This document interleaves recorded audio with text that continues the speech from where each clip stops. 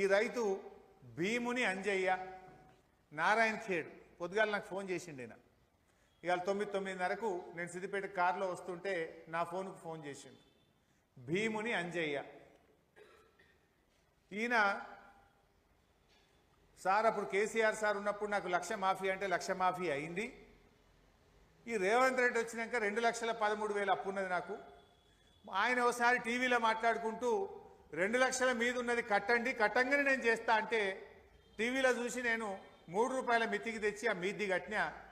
నాకు ఇప్పుడు రుణమాఫీ అయితలేదు, నేను ఏం చేయాలి సార్, ఉరిపెట్టుకుంటా అంటే వద్దురా తమ్మి అటు చచ్చిపోవద్దు, నేను కొట్లాడతా రేవంత్ రెడ్డిని అడుగుతా ఇయ్యాలా, నువ్వు చూడు టీవీలా అని వాడిని ధైర్యం చెప్పిన నేను.